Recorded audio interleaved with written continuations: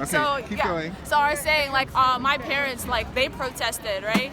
And that was back in 1991. So this is not an unknown thing for the Oromo people. So we're gonna continue to amplify their voices through protests in cities, in countries where our taxpaying dollars are going to the governments that are supporting the Ethiopian government that is killing our identity. So literally, our taxpaying dollars are going to killing our own identity, right? So that's what we're protesting here for today.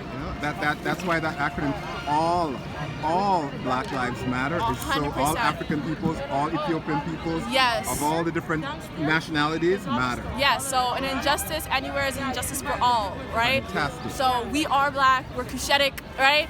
And we want our the parallels between Black Lives Matter. And a lot of these kids right now, they've Right. never been empowered, Right. because now they're realizing the parallels of being Black and being Oromo. It is your identity, you know.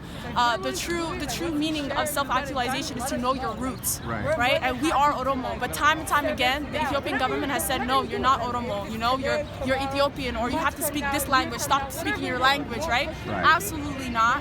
We know who we are, right? We are Oromo. Our language is Afan Oromo, right? And you're not gonna suppress us, right? And to be honest, the Ethiopian people have, especially the regime that I call it. Before there was modern day Ethiopia, there was Abyssinia. And Abyssinia has such close ties with European leaders. Because of that, they have been given the privilege of that white privilege to empower and suppress other Black people just because of that tie, right? And because of that, they were given that sort of privilege, not knowing that they're hurting their own kind, their own color, right? So, Or knowing and not caring. And not knowing and not caring. Right. But I'm thinking right now, they're starting to see, because of all that Black Lives Matter, they're starting to see, like, hey, and understanding their privilege. So I am happy about that. That's what's coming out of this, but we need to keep it going. You know, silence is so deafening. It's absolutely deafening. And time again, what happens with us is, like, back in 2016, we protested for Oromo protest.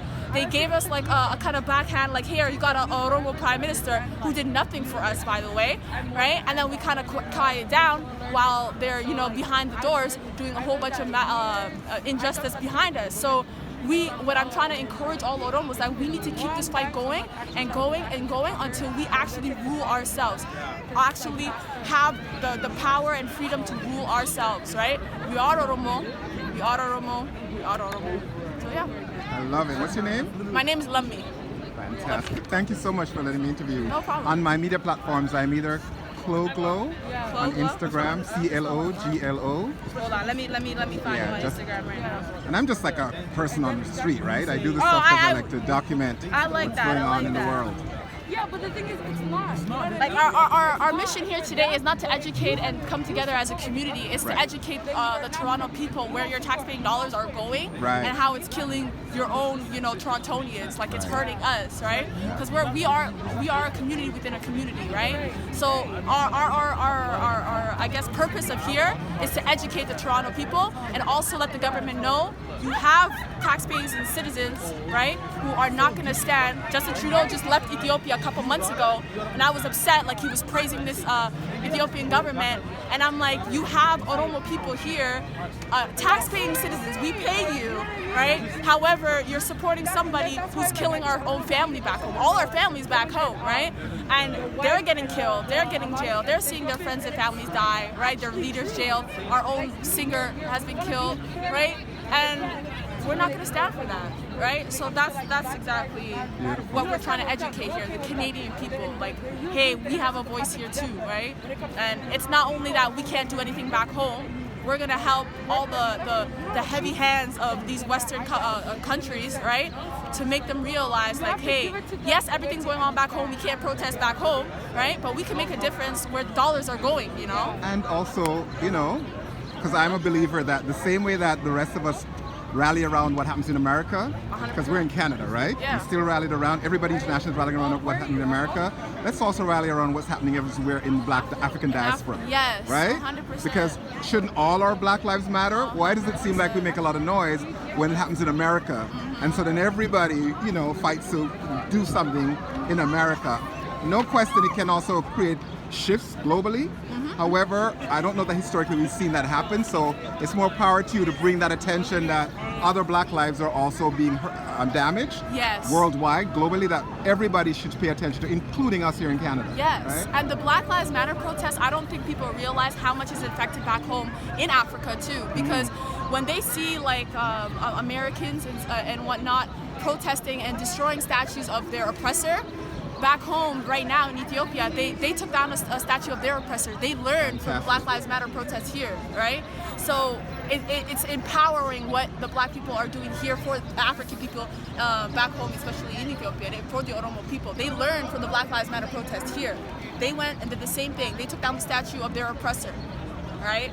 And that's why I'm saying, like, us, like, we had a person come on the street apparently yesterday and saying, you guys can do whatever you want, you know, it's not going to do a difference. But I know it does a difference, right? Fantastic. I know 100% it does a difference. So we're going to keep fighting. We're not going to keep doing this for like one day at a time, right?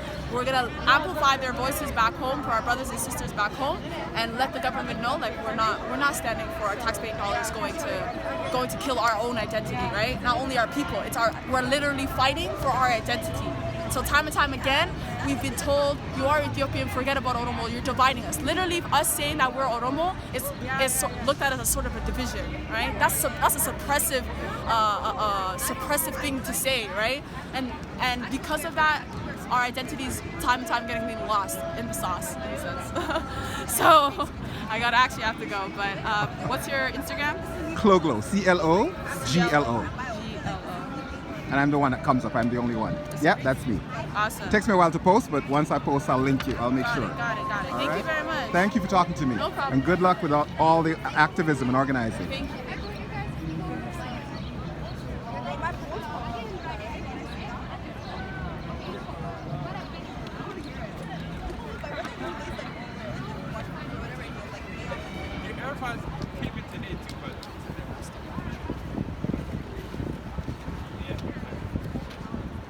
Good.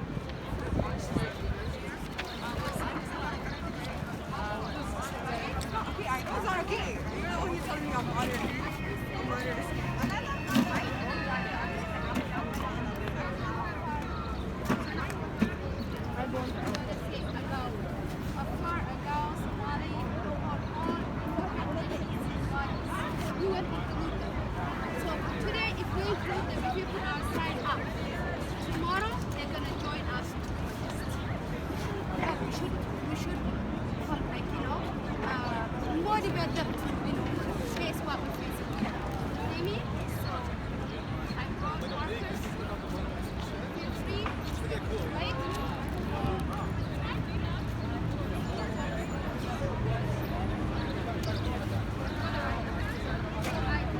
Okay, yeah, I think I see her right now. Okay.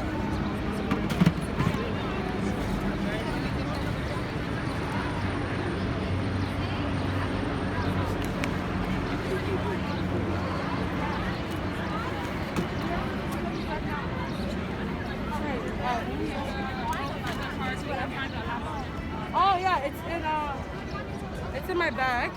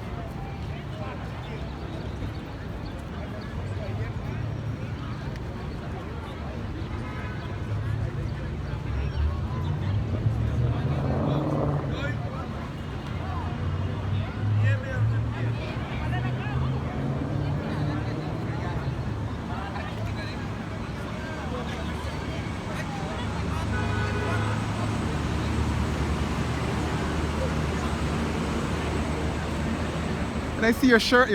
I just want to make. Ah, he's a singer that was killed, right? No! You can get a close up on it. Thank you. No, it won't. Good luck today. I got somebody gave me a good interview up there. Told me about what's happening. So more power to y'all. Thank you. Again, all Black Lives Matter everywhere in the world. Thank you. You too.